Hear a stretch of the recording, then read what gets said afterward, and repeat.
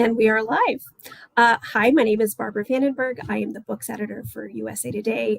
This is the USA Today Book Club, and I am so happy to have with me author Nicole Chung to discuss her book, A Living Remedy. I'm already skipping over my words. This is not a good sign.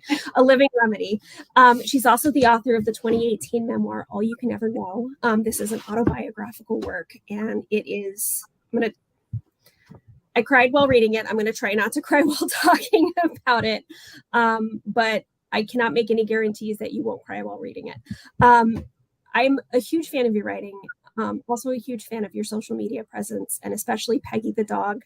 I love your dog. If you're not following Nicole online, do so. Follow her on Twitter for as long as Twitter still survives. You will get some primo dog content. She is the most beautiful dog I've ever seen in my life, aside from mine. Nicole, thank you for joining us.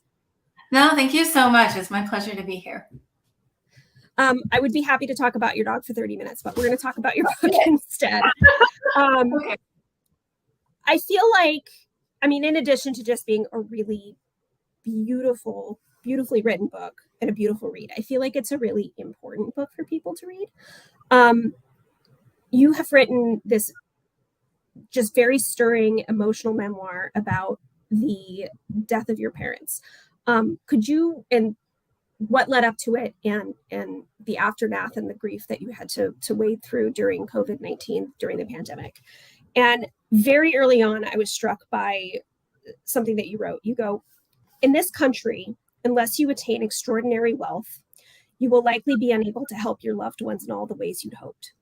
You will learn to live with the specific hollow guilt of those who leave hardship behind, yet are unable to bring anyone else with them. And I wrote a star next to it. I almost never write in my books, but I wrote a little star next to that because it seemed so important and so relevant to this country, relevant to our healthcare system. And I think it's an experience that a lot of people don't realize that they're going to have, that everybody's pretty much one emergency away from having this experience. I was hoping that you would start by talking about just your book. Why did you write this book? What did you feel while writing this book? And why did you, and just about that line in particular. Let's just open with that.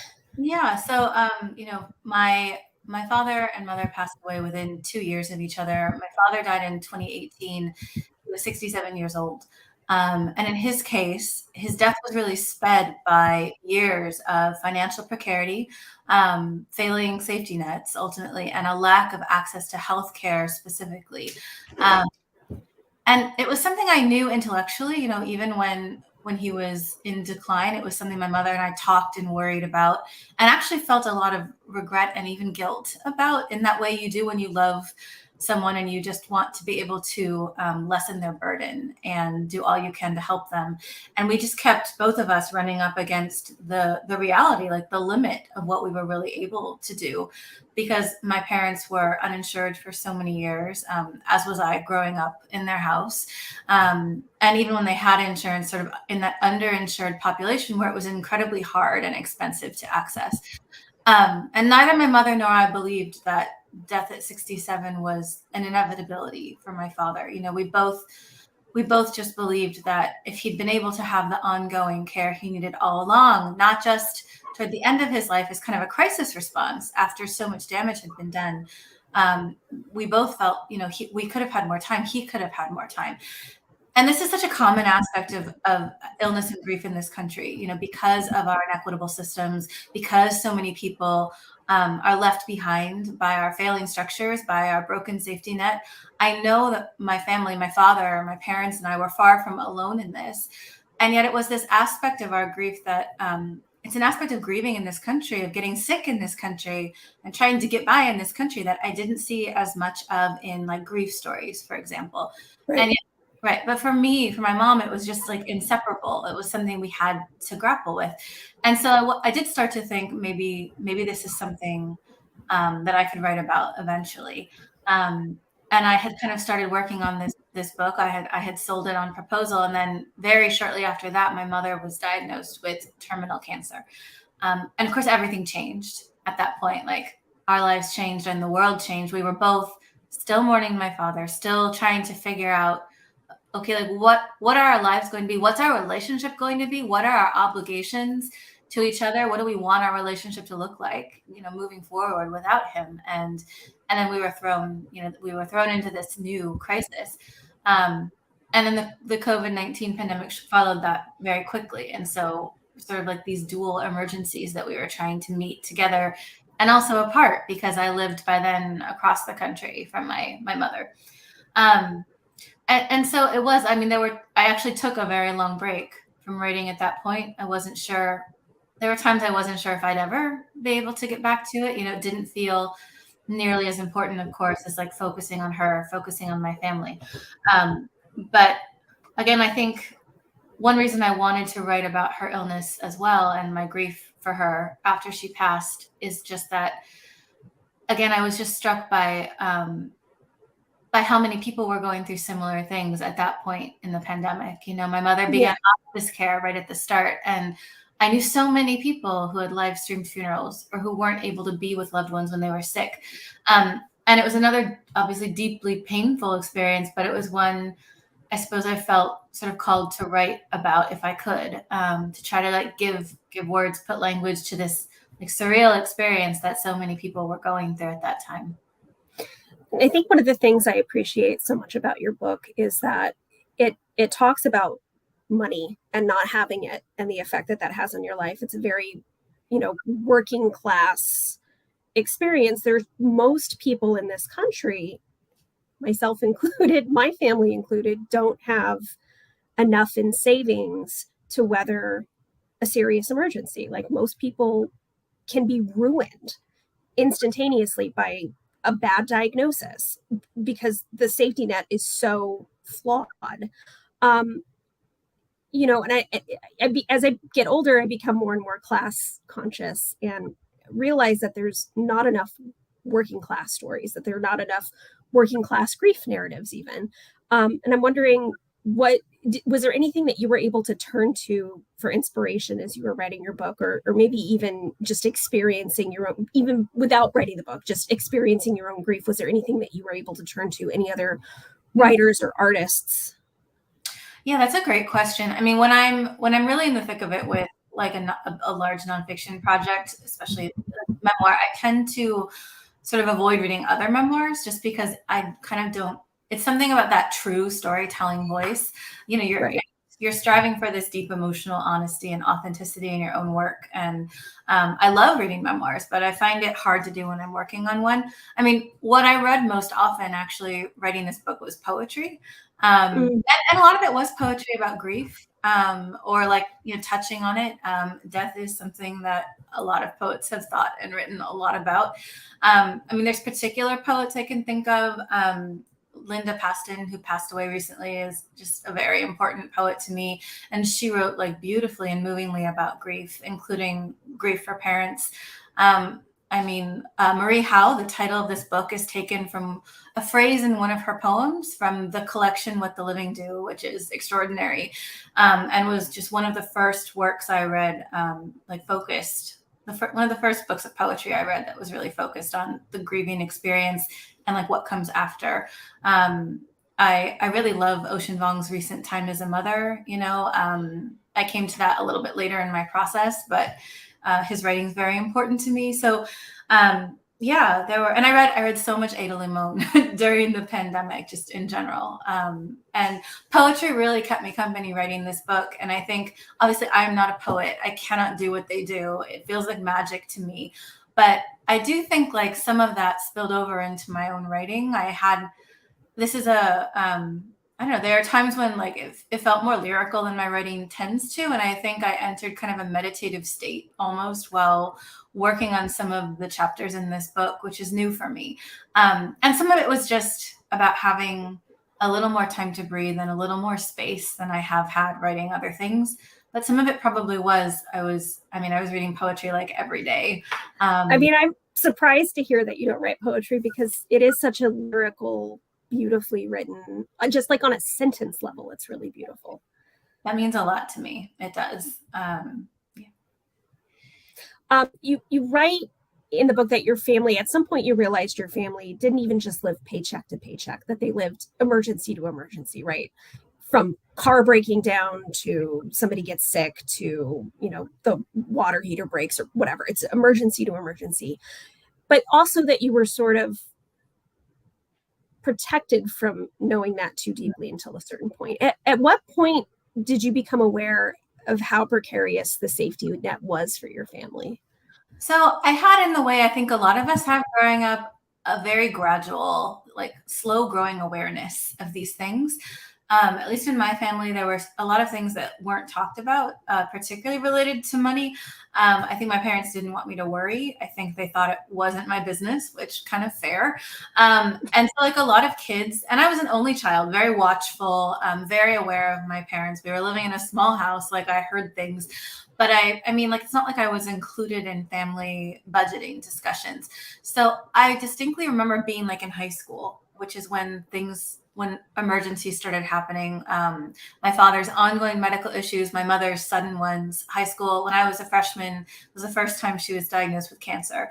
And through that and the medical emergencies that followed for her, our family was uninsured. And this was a time of like increasing, very dire medical debt. And I knew from what they had said, oh, like we live kind of paycheck to paycheck, but there had always sort of been just about enough to cover living expenses until like these compounded emergencies when I was in high school. And I really had I had a growing awareness that, oh, something is not right. Like what used to be enough isn't. What I thought was stability was in fact dependent on every single thing going right. And both my parents being employed and nobody being sick, just everything you had said earlier. And suddenly like things were not okay because my parents were losing, they were both unemployed at different points. They were struggling with medical problems and it was just too much. And I think I learned a lot about this through like inferring and through observing, and like noticing what was suddenly hard, what we didn't have money for, whether it was like my school lunches or clothes and shoes, or as I got older, like college application fees. Like these were things we didn't have money for, and I was sort of able to cover working a part-time job. But it was a lot of guessing and a lot of like deduction, as opposed to being, sat down and told this is the situation. And I think that's common, for a lot of kids growing up. Yeah, no, I mean, that was certainly very much my experience. I mean, a lot in common, very different, but also a lot in common. Also an only child. My mother was sick for a long time, and so had a lot of experience from late adolescence on as to like the failures of the social safety net and our healthcare system for dealing with a chronic illness. And for me, it was a lot of deduction and knowing not to ask for certain things. Like you'd get invited to go on a trip, or there'd be like some kind of special function, but it cost a couple $100s, and I would just not ask. Like I just knew better, that kind of thing. Yeah. And I don't know. I feel like it's still considered socially so gauche to talk about, and it shouldn't be, to talk about money and not having it and what that looks like and how that shapes your life and restricts you in certain ways. And we're just all sort of discouraged from talking about that in any kind of big ways. And I think we all do ourselves a disservice by not discussing that. One of the many reasons I loved your book. When it came time to try to get your parents the help they needed, when your dad was sick and you were trying to help them strategize and find ways to get them coverage and get him treated. Mm-hmm. Were you, even as an adult and knowing the flaws in our healthcare system, were you surprised by how hard it was, by how seemingly impossible it was? I mean, I knew by then like what it meant to have health insurance and not. And I knew. What I didn't realize was just how inaccessible other parts of the safety net would be. For instance, my father was disabled, like he was unable physically to work. And by the time my mother and I finally convinced him to apply for Social Security disability insurance, because it was very difficult for him to do that, like to admit he wasn't able to continue working. I mean, he was denied, as so many people are, especially the first time, and just like did not want to appeal, like already felt, I think it was very hard for him because of his pride to apply in the first place. And to him, it almost felt like proof, like, oh, I've been denied. I'm not disabled. Like I can really work. I just need to find a job. Um, and even the application, the appeal process, I remember was tricky for us all to figure out. Um, and like my parents were also found ineligible for other forms of assistance, food and rental assistance. They didn't have dependents at home, which really made that difficult. Just like to access the safety net, what is actually available, like we all have to become experts in navigating these systems that really aren't set up for people to use, certainly not efficiently. And then, even if you can understand how to apply, like benefits and assistance are rationed, they're means tested, they're available to some, and there's rules and requirements that are confusing and they shift from place to place. And there's so much that's about jumping through hoops and proving like your worthiness, proving that that you need it, and also that you are worthy. And when it's not there, we're encouraged to blame ourselves or each other for these circumstances. So I mean, despite what I knew about it, and I didn't think it would ever be easy, I honestly was shocked that even though they were both unemployed, they had really no income. My mother's selling her plasma to try to pay for my father's medications. Like they were not eligible for things. And in the end, by the time he was only approved for disability after receiving care at a federally qualified health center, and going there probably saved his life. But it was the very last little part of the safety net that caught him. Right. And we're grateful for that. We both were, my mother and me, but still, just like knowing how much time was lost, how much energy was spent, and ultimately in not getting the help that they needed. I mean, that was and still is very difficult to accept. Yeah. If I can talk about the writing of the book itself, you talked about how the project changed, that you had started writing about your father and then your mother got sick and you took time off. At what point when all of this was happening did you decide that this was something you needed to write about? I mean, I know you've written autobiographically before, but what was the spark that made you go, this is something that needs to be a book?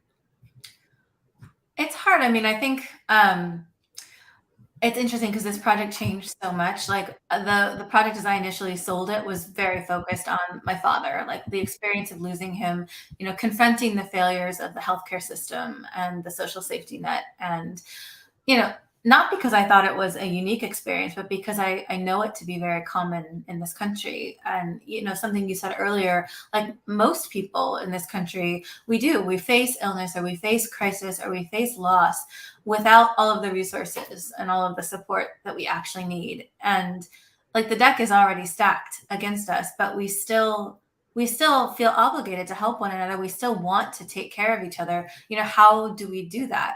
How do we care for ourselves and each other amidst these systems that don't really serve us? And that was something I did really feel was, I think, important and something I wanted to try to write about.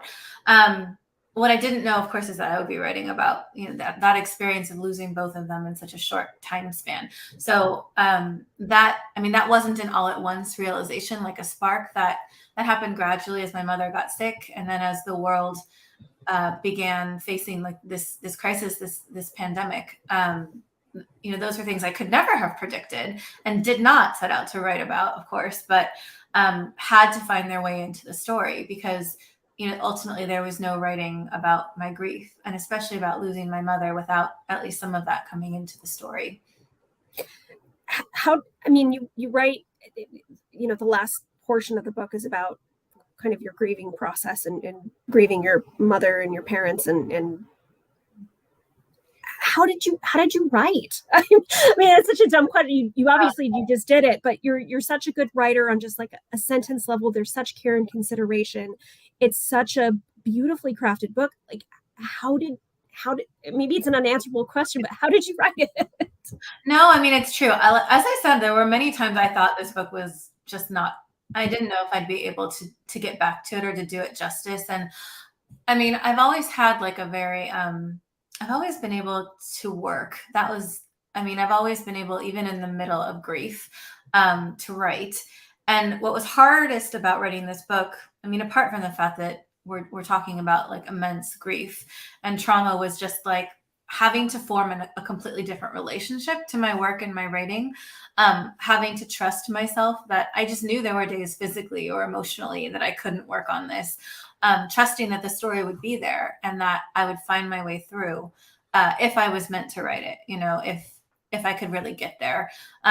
It just required a level of, I think, both patience and trust in myself as a writer that I've never really had to rely on before, because I've always been able to like push and meet that deadline. At some point I realized if I did that with this book, just like tried to get it done at all costs or whatever, not only could it destroy me, but it also wouldn't be the book it needed to be. Like I could have written many words, but they wouldn't have been the right words. So I don't know. It was definitely hard. I was writing as I was living through some of the events, really writing about grief in real time, and that was very new to me. But I did get to a point where I felt a kind of like curiosity and I guess a kind of grace working on this story, because I don't know, I was like consumed by these questions about what this story could be, and could I write a grief story in a way that would matter to other people and make them feel less alone, I don't know, what was I learning about myself, and it felt like a leap of faith. um I really had to kind of become a different kind of writer to write this. And I don't know. It was actually, that part was exciting to me. It was actually Yeah. like, I felt like in the end very free, with this book. And I think that's because I had to recognize my own humanity, my own limitations, my own needs, and work with those instead of like kind of struggling against them while writing. So I'm hoping that I can approach future projects in that same way, because it felt very expansive and very, very freeing. And I mean, the other way that this book is poetic, I guess, is that it's such a tight book. It's only a couple hundred pages. There's not a wasted word. There's no soft point of the book. There's no place in which it lags. It is so tight. There's no wasted words. But I feel like a portrait of your parents, of your family, of your love for one another, of what it is that of them that you carry with you. And you could have easily written 1,000 pages and not run out of material, right? But it's so tight, it's so compact. So from a craft perspective, like how did you keep this so focused and tight? I love kept joking to friends, like, I love a short, sad book. Like, I hope other people do. But yeah, I think I knew from the start. I mean, even when I first sold it, before everything in the world changed and everything in my life changed, I remember talking with my editor, and we were talking about how we thought it should be compact. Because it is, part of that is that it is an intense book. I know the subject matter is quite heavy. I did try, and I think there are moments of real joy or humor or levity. I think there's a lot about like community and love in this book. I hope it doesn't just feel like unrelenting trauma to people. But that No. said, I'm very aware that it's a heavy book, and I just don't think that 1,000 pages of that, I think it's a lot to expect readers to get through. Um, I think one of the hallmarks of good writing can be, brevity, that succinctness. And it's something I've sometimes struggled with in the past, but I knew this story had to be kind of um, compact, and it had to be, I think it feels more powerful, or it could feel more powerful, because it's not overwritten. And I guess another thing I feel strongly about with this particular story is, I think a lot of the facts speak for themselves. At a recent book event, someone pointed out, well, you do kind of indict the American healthcare system, but it's not like you ever lecture. And it's true.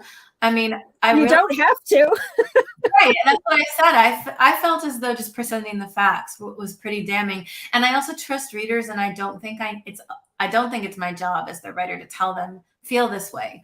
Like, I don't think it's my job to say think this in particular.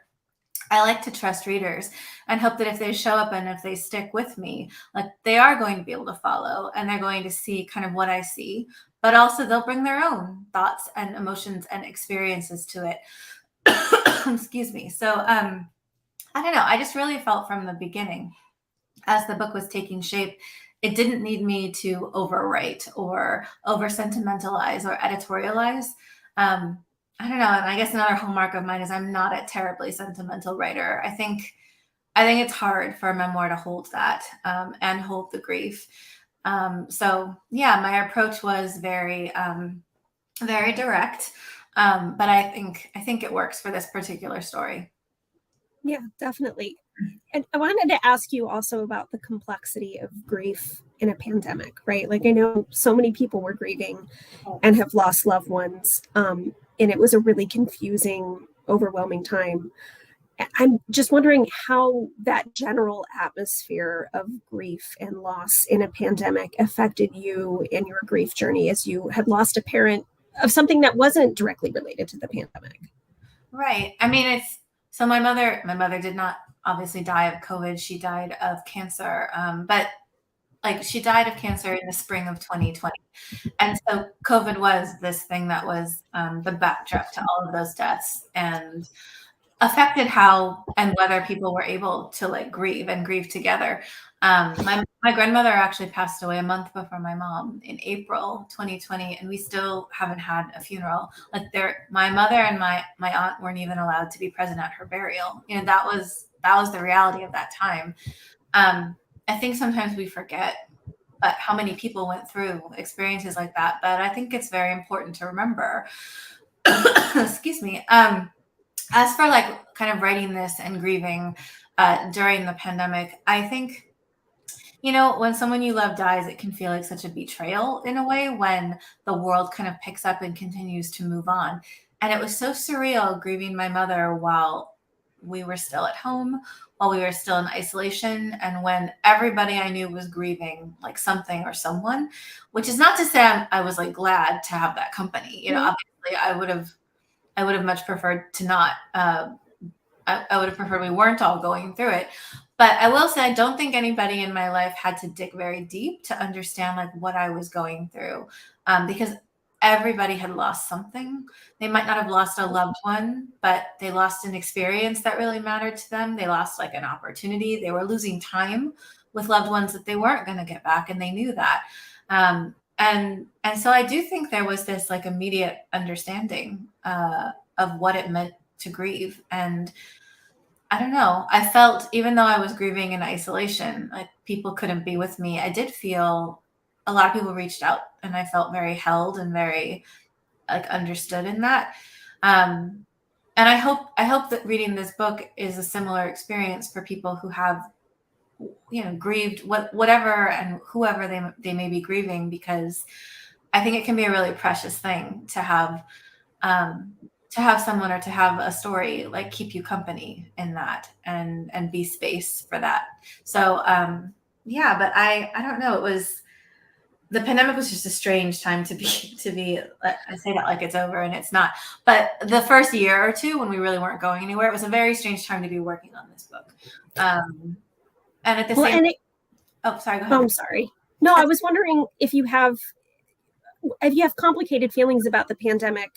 Again, we're just still ongoing, but in retrospect to when we were actually doing anything about it, and the way in which people behaved, because there's this section in your book you wrote, surely I think in quiet moments we're bound to get a reprieve soon. We will remember our responsibilities to one another. Those who are able to stay home will stay home. Everyone will start wearing masks in public spaces. Caseloads will drop, and it will feel safer to go see my mom. Instead, the weeks go by. Mask wearing is politicized, public health experts are frequently ignored, and people who look like me are scapegoated and attacked, accused of causing the pandemic. Hospitals fill as the virus keeps raging.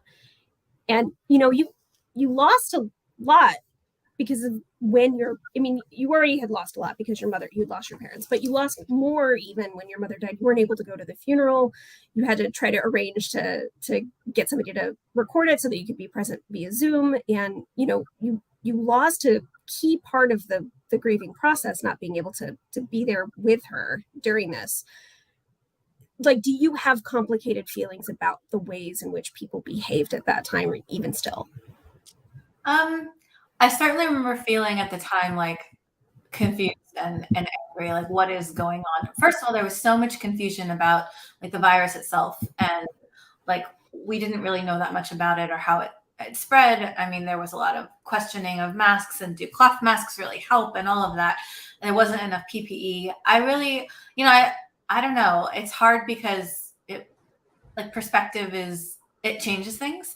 I mean, certainly like I felt ongoing frustration with people who haven't like taken it seriously. And I remember there was this surreal moment, like, and it was shortly after my mother died and I wasn't able to be there. And I kept seeing ads for like Disney World. It's just like, I'm sorry to laugh. It's like not funny, but like looking back, it kind of is. I'm just like, what is happening? And of course, like I thought about like what I gave up and what my mother lost and the time that we didn't have. Um, I don't know. Like there were many people really trying to do their best, and I know that. And I suppose I was too busy grieving to really get caught up in like anger at or like wishing the world were different. But it was like really, it just added one more, like it was one more layer to my grief, I suppose, knowing that because she died in this particular time, like spring of 2020, that meant I couldn't be present in the way I wanted to be. I tried to do what I could from afar, but it was really difficult. My last visit to see her was supposed to be like March 13th or something of 2020, and that didn't happen. It's just a hard thing to live with, I think, and like there are so many reasons for it, but ultimately, I know a lot of it was just like extremely unfortunate timing, Yeah. and like I guess like a lack of understanding too for a lot of us of what we were dealing with and what the stakes were, you know. So yeah, but I will always. It's interesting. So it's April now, obviously, and it's a really hard month for me because it's like the month I associate the most with her death, and I mean, I'll go outside and everything's blooming, right? And I'm like right back in that time. Like I remember how that felt in my body, like wanting to go to her and not being able to, and being so afraid for my family and her and everyone I cared about. It was a really difficult, like traumatic time for so many people. I think we're still kind of processing that. I think there's a lot more work to do in terms of remembering and facing that. And at the same time, I don't know how you memorialize something that's not over. Right. That's another really challenging thing about this pandemic. There's such a like, you talk about this time of year and it recollecting certain feelings. There's such a physical and sort of sensory component to grief that I think doesn't get discussed very much, that you are able to capture. Like there's muscle memory to grief even. It's so true. Yeah. One thing I was trying to do in the writing, it's always a struggle to write emotion. And if you find yourself writing, I felt this way, you've sort of already failed. Like, Right. but the only thing that helped me write those scenes was actually trying to remember how those moments felt in my body. Like, what I thought, yes. And what I felt, but more than that, like what was going on physically. And I found that writing that is what made that experience of grieving and anticipatory grief, because that was what I was living with for months. That was like what made it feel real, and what allowed me to kind of recreate those scenes. I was wondering what the reader response has been like now that the book has been out in the world for a little bit. You wrote that you hoped people would get something out of this and not feel as alone, or people who have had similar experiences of loss or not being able to care for loved ones the right way would feel seen. And have you heard from people who have felt seen and validated by your experiences? Yeah, I've only been able to get out there and have like, I guess it's been out for 3 weeks, and I've had like several events. Many people, of course, at your events have not read the book yet. They're there to get the book. But it's been, from early readers, it has been, it's been really meaningful to hear, especially from people who are like dealing with grief. Whether it's recent, whether it was during the pandemic or not. I think that I've actually heard a lot from people who like grew up working class. And as you say, like we don't necessarily have as many of those narratives as we should. I think I've heard a lot from people who've also had like their frustrations and their tragedies because of the broken American healthcare system that we all live with because of like many other aspects of the safety net that don't catch people and sort of leave people on their own to deal with these crises. So yeah, I've heard from like a number of people who, it's interesting. Like I think, you know, it is a grief memoir. It is also like about all of these other things, and I hear as much, if not more, from people about the other aspects of the book. But yeah, it is, I suppose, especially, I really do feel it's an honor when people say that it made them feel less alone in their grief, or that, and then they share some story with me.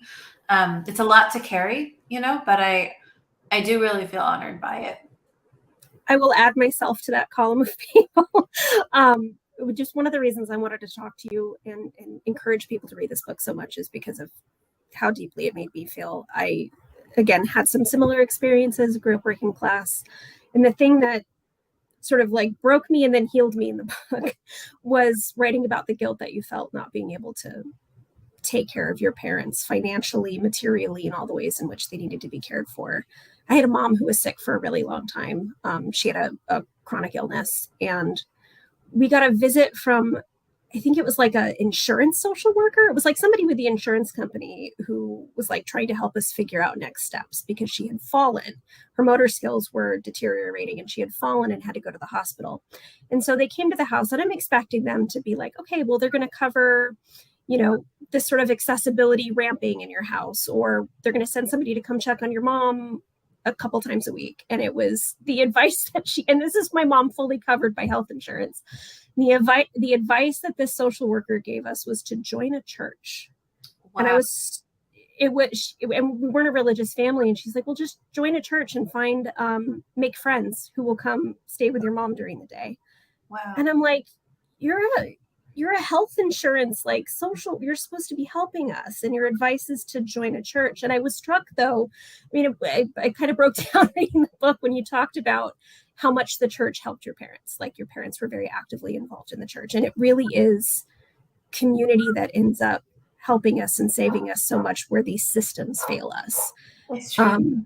I was really grateful that their church community, and I don't share my parents' faith tradition, but the way they rallied around them was, I don't know, it was incredible to me. Maybe it was all the more unexpected because I don't have a community like that myself. But, you know, I was also struck by the fact that individuals can do a lot, communities can do a lot.